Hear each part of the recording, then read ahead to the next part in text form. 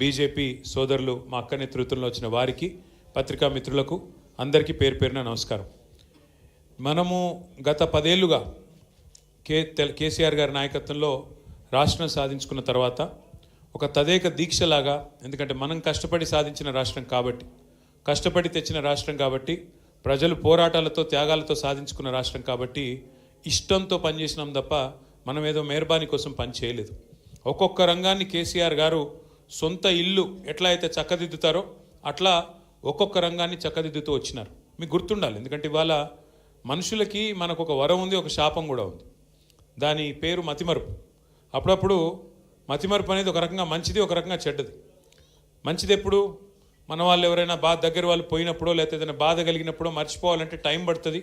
మరి మర్చిపోతేనే మనిషి ముందుకు పోగలుగుతాడు, అప్పుడు అది మంచిది. కానీ చెడ్డది ఎప్పుడు అంటే మరి చేసిన మంచిని కూడా, చూసిన మంచిని చేసిన మంచిని కూడా మర్చిపోయే పరిస్థితి కూడా వస్తుంది.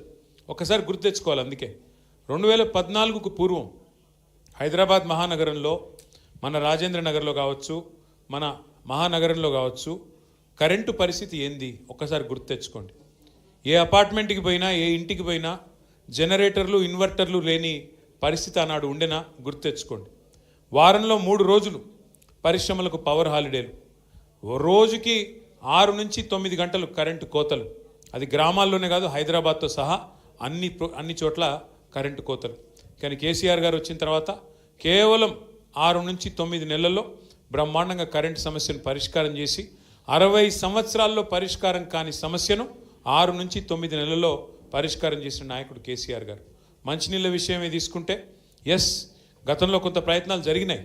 కానీ కేసీఆర్ గారు వచ్చిన తర్వాతనే రాష్ట్ర వ్యాప్తంగా ఒక మారుమూల పల్లె కావచ్చు, తాండా కావచ్చు, గిరిజన గూడెం కావచ్చు, లేదా విశ్వనగరం హైదరాబాద్ కావచ్చు, మంచినీళ్ళ సమస్యను 90 నుంచి 95% మనం దాన్ని కూడా పరిష్కారం చేసుకోగలిగినాం. అట్లాగే ఒక్కొక్కటి ప్లానింగ్తో, విజన్తో వాళ్ళ బహుశా భారతదేశంలో ఎక్కడ ఏ రాష్ట్రంలో కూడా తెలంగాణలో ఉన్న లాంటి గ్రామాలు లేవు. ప్రతి గ్రామంలో ఒక ట్రాక్టరు, ప్రతి గ్రామంలో ఒక ట్యాంకరు, ప్రతి గ్రామంలో ఒక వైకుంఠ ధామం, ఒక డంపింగ్ యార్డు, ఈ రకంగా ప్రతి గ్రామంలో ఒక పల్లె ప్రకృతి వనం, ఇంటింటికి నల్ల నీళ్లు, ప్రతి గ్రామంలో చెట్లు, హరితహారం పేరిట ఒక పద్ధతి ప్రకారం, ఒక ప్రణాళిక ప్రకారం ఒక ఇల్లు కడితే సొంత పని చేసుకుంటే ఎంత శ్రద్ధగా చేసుకుంటామో అంత శ్రద్ధగా 10 ఏళ్ళు పనిచేసినాం. ఆ క్రమంలోనే రాజేంద్ర నగర్లో ఇప్పుడే తమ్ముడు కార్తిక్ రెడ్డి గారు చెప్పినట్టుగా ఎన్నో పనులు చేసినాం. ఎవరి కోసమో చేయలేదు, ఓట్ల కోసమో, గెలుపు కోసమో, ప్రకాష్ గౌడ్ కోసమో చేయలేదు. పని చేసింది ప్రజల కోసం, మన రాష్ట్రం కోసం, మన ప్రాంతం బాగుండాలన్న ప్రేమతో చేసినాం. అది గండిపేటలో పార్కును బాగా చేసుకునేది కావచ్చు, అట్లాగే ఆ సైకిల్ ట్రాక్ ఏదైతే ఈరోజు భారతదేశంలోనే చర్చనీయాంశంగా మారిన ఆ సైకిల్ ట్రాక్ కావచ్చు, లేదా మీకు గుర్తుండాలి, కరోనా సమయంలో దేశంలో కార్మికులందరూ పారిపోయినారు, ఎక్కడికక్కడ బిల్డింగ్లన్నీ ఆగిపోయినాయి.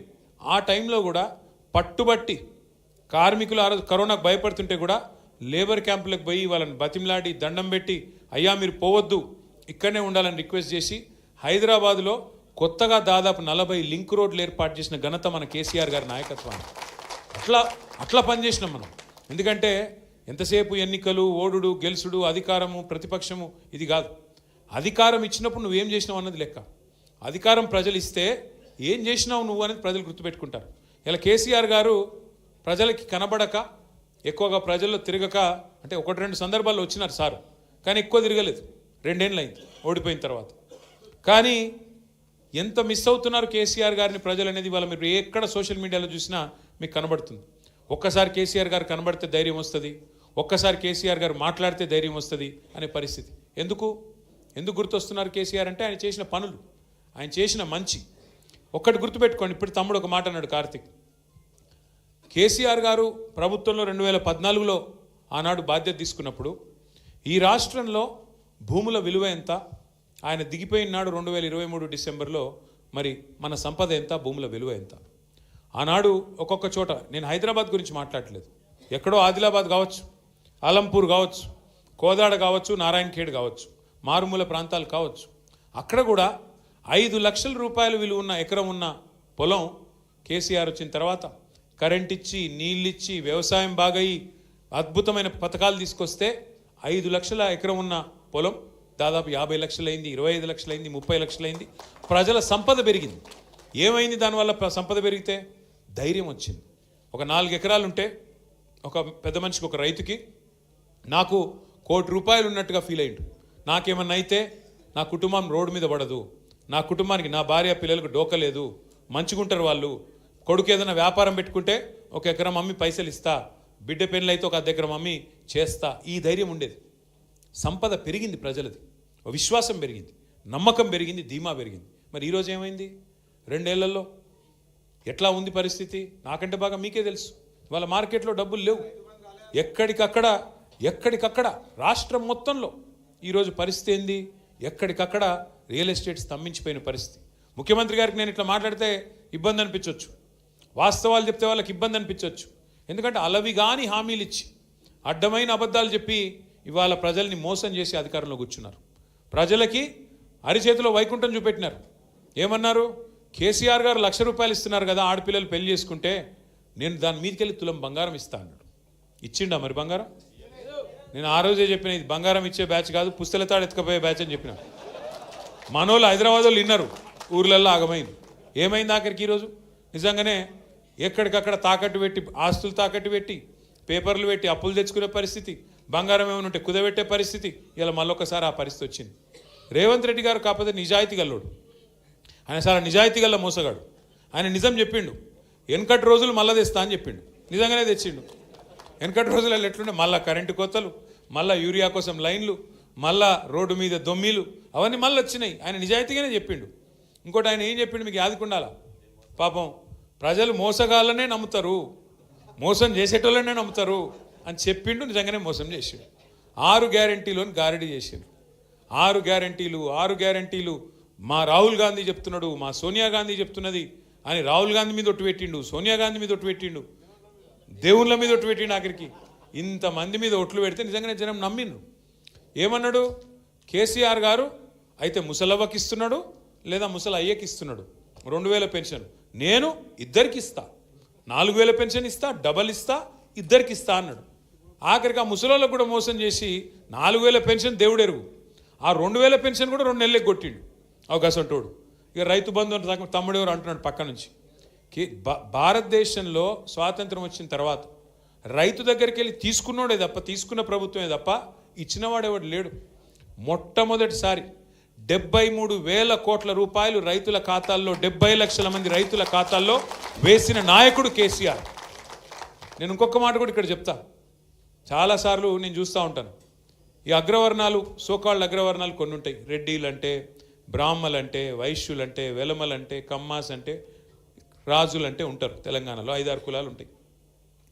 వాళ్ళు ఎప్పుడు గులుగుతూ ఉంటారు, మాకేం ఒరిగింది ప్రభుత్వం నుంచి, మాకేమొచ్చింది, మాకేమైనా వచ్చిందా ప్రభుత్వం నుంచి అని మాట్లాడుతుంటారు. నిజంగా ఫస్ట్ టైం అగ్రవర్ణాల్లో ఉండే పేదవాళ్ళకు కూడా, అగ్రవర్ణాల్లో ఉండే వ్యవసాయదారులకు కూడా ఏదన్నా ప్రభుత్వం ఇప్పటిదాకా మేలు చేసింది అంటే అది కేవలం కేసీఆర్ గారు రైతు బంధు లాంటి పథకం ద్వారా మొట్టమొదటిసారి మేలు జరిగింది.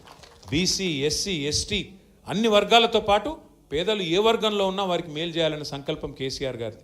అట్లాంటిది రైతు బంధు కేసీఆర్ పెడితే టింగు టింగుమని నాటేసే కాలానికి డబ్బులు పడేది, ఫోన్లు టింగు టింగుమని మోగుతుండేది. మరి ఈరోజు ముఖ్యమంత్రి గారు డైలాగులు కొట్టినారు. 10,000 ఏందయ్యా, 15,000 ఇస్తా అన్నాడు. కేసీఆర్ గారు 2 పంటలకు ఇస్తే నేను 3 పంటలకు ఇస్తా అన్నాడు. కేసీఆర్ గారు భూ యజమానులకు ఇస్తున్నాడు, నేను కౌలు రైతులకు కూడా ఇస్తా అన్నాడు. రైతు కూలీలకు కూడా డబ్బులు ఇస్తా అన్నాడు. ఇలా రాష్ట్రంలో ఉండే రైతన్నలు ఆలోచించాలి. ఎవరినైతే నమ్మి మీరు ఓటేసినారో వచ్చిందా 15,000? వచ్చిందా రైతు బంధు? రాలేదు. కౌలుదారులకు వచ్చిందా రైతు బంధు? రైతు కూలీలకు వచ్చిందా ఆత్మీయ భరోసా? రాలేదు. ఏమన్నంటే ముఖ్యమంత్రి ఒకటే నేర్చుకున్నాడు. 4,000 పెన్షన్ ఏంది, 2,000 పెన్షన్ చేసి 4,000 చేస్తాను కదా, ఏది అంటే ఆయనకు వచ్చింది ఒకటే ఒక్క భాష. ఇంగ్లీషు రాదు, తెలుగు రాదు, హిందీ రాదు, బూతులు వచ్చు. కేవలం బూతుల భాష. పోనీ తెలుగు అన్న చక్కగా వస్తుందా అంటే తెలుగు కూడా చక్కగా రాదు, బూతులు మాత్రం వచ్చు. నువ్వు గట్టిగా అడిగినావు అనుకో, ఏమైనా 4,000 పెన్షన్ అంటే నీ లాగులో తొండలిడుస్తా. 2,500 ఏదయ్యా బాబు నువ్వు చెప్తివి కదా అంటే నీ గుడ్లు వీకి గోటీలు ఆడతా. రైతు బంధు ఇస్తా అంటివి కదా, ఏమైందా స్వామి అంటే నీ పేగులు తీసి మెడలు వేసుకుంటా. ఇంకో డైలాగ్ నేర్చుకున్నాడు, పండబెట్టి తొక్కుతా. నిజంగానే పండబెట్టి తొక్కుతున్నాడు, కరెక్టే. ఎవరిని తొక్కుతున్నాడు? మొత్తం రియల్ ఎస్టేట్ను వండబెట్టిండు, మొత్తం మీ రంగారెడ్డిలో తొక్కుతున్నాడు. ఇది వాస్తవం. రియల్ ఎస్టేట్ను పండబెట్టిండు, తొక్కుడు దొక్కుతున్నాడు 2 ఏళ్ళకి వెళ్ళి. ఆ తొక్కుట్లో ఊరూరా ఉండే పిల్లగాళ్ళు రంగారెడ్డిలో. రియల్ ఎస్టేట్ అంటే ఒక భూ యజమానులే కాదు కదా, కొనుక్కుంటోళ్ళు అమ్ముకుంటోళ్ళే కాదు కదా, దాని చుట్టూ ఆధారపడ్డ వ్యవస్థ ఉంటుంది. ప్రతి ఊర్లో పిల్లలు ఎంతమంది కొనుక్కున్నారు ఫార్చునర్లు, ఎంతమంది కొనుక్కున్నారు కార్లు, రియల్ ఎస్టేట్ బాగున్నప్పుడు. యాదికి లేదా మనకు? ఏ ఊరికి పోతే ఆ ఊరికి, అజీజ్ నగరు, మొయినాబాదు, ఆ దేవుని ఎర్రవెల్లి, ఏడికి పోతే చేవెళ్ళ మొత్తంలో ఏడికి పోయినా ఒక్కొక్క ఊర్లే ఎన్ని కార్లు కొన్నారు? ఉన్నాయా? ఎప్పుడు పీకినాయని వాడు ఫైనాన్స్ వాడు గుంజుకపోయిండా. ఎందుకంటున్నా అంటే ఈ పరిస్థితి వచ్చింది, మళ్ళీ ఈఎంఐ కట్టకపోతే వాడు గుంజుకపోయే పరిస్థితి వచ్చింది. ఎందుకు అంటే ఒక మనిషి ధైర్యంగా ఉంటే, సంపద పెరిగితే ఆయన కుటుంబం మొత్తం ధైర్యంగా ఉంటుంది, ఆయన ఊరు ధైర్యంగా ఉంటుంది, ఆయన వ్యవస్థ మొత్తం ధైర్యంగా ఉంటుంది, ఆయన మీద ఆధారపడ్డ వాళ్ళు ధైర్యంగా ఉంటారు. ఇలా మన కళ్ళ ముంగట్నే మీ ఆస్తి హారతి కర్పూరంలాగా గడిగిపోతుందంటే దానికి సన్నాసి ప్రభుత్వమే కారణం. అయితలేదు వీళ్ళతో నడుపుడు. అయితే ఒక్కటి మాత్రం మంచిగా నేర్చుకున్నాడు. ఏమైందా రేవంత్ రెడ్డి గారు, మరి 6 గ్యారెంటీలు అమలు చేస్తలేవు ఏం సంగతి అంటే, మొదలేమో ఎకిల్ నవ్వులు నవ్వి నేను లంకె బిందెలు ఉంటాయనుకొని వచ్చినా, ఇక్కడ లంకె బిందెలు లేవు అంట. ఇప్పుడు కొత్తది నేర్చుకున్నాడు ఒకటి. ఏంటిది? కేసీఆర్ అప్పుల పాలు చేసిపోయినాడు, అందుకే నేను చేయలేకపోతున్నా. ఒక్కసారి దయచేసి మనసు పెట్టి వినండి, ప్రతి ఒక్కరికి చెప్పండి. నేను చెప్తున్న మాట కాదు ఇది. భారత ప్రభుత్వం, కేంద్ర ప్రభుత్వం ఇట్లనే పార్లమెంటులో, ఎందుకంటే ఈయన ఇన్నిసార్లు చెప్తున్నాడు కదా, రేవంత్ రెడ్డి గారు అప్పుల పాలైపోయింది రాష్ట్రం, అప్పుల పాలైపోయిందని చెప్తున్నాడు కదా, నిజమేనేమో అని చెప్పి ఒక బీజేపీ ఎంపీ కేంద్ర ప్రభుత్వాన్ని పార్లమెంట్లో ప్రశ్న అడిగిండు. అసలు తెలంగాణ రాష్ట్రంలో కేసీఆర్ చేసిన అప్పు ఎంత తెలుసండి? ఎందుకంటే డిప్యూటీ సీఎం ఏమో బట్టి విక్రమార్కనేమో 6 లక్షల కోట్లు అంటుండు, ముఖ్యమంత్రి రేవంత్ రెడ్డి ఏమో 8 లక్షల కోట్లు అంటుండు, జూపల్లి కృష్ణారావు 7 లక్షల కోట్లు అంటుండు. వీళ్ళకే శృతి లేదు మంత్రులకు. అసలు విషయం ఏంది చెప్పండి అని ఒక బీజేపీ ఎంపీ కేంద్ర ప్రభుత్వాన్ని అడిగితే, కేంద్ర ప్రభుత్వం రిజర్వ్ బ్యాంక్ని అడిగింది, కంట్రోలర్ అండ్ ఆడిటర్ జనరల్ని అడిగింది, కాగ్ని అడిగి మొత్తం లెక్కలు తీయమంటే వాళ్ళు మొత్తం హిసాబ్ కితాబ్ చేసి పార్లమెంట్లో సమాధానం చెప్పారు. ఏమని చెప్పిండ్రు? కేసీఆర్ పదవి బాధ్యత తీసుకున్న నాడు జూన్ 2, 2014 ఆ రోజు రాష్ట్రం నెత్తి మీద ఉన్న అప్పు 72,000 కోట్లు. కేసీఆర్ దిగిపోయిన నాడు రాష్ట్రం నెత్తి మీద ఉన్న అప్పు 3,50,000 కోట్లు. అంటే విరాసత్గా వచ్చిన 72,000 కోట్లు తీసేస్తే మరి కేసీఆర్ చేసిన అప్పు ఎంత? 2,80,000 కోట్లు. 352 మైనస్ 72 చేస్తే 2,80,000 కోట్లు. అవును, అప్పు చేసిండు కేసీఆర్. 2,80,000 కోట్లు అప్పు చేసిండు. మరి ఏం చేసిండు? 2,80,000 కోట్లు అప్పు చేసి 73,000 కోట్ల రూపాయలు రైతుల ఖాతాల్లో వేసిండా వేయలేదా? జిల్లాకు ఒక మెడికల్ కాలేజ్, నర్సింగ్ కాలేజ్ పెట్టిండా పెట్టలేదా? 1,022 గురుకుల పాఠశాలలు పెట్టిండా లేదా?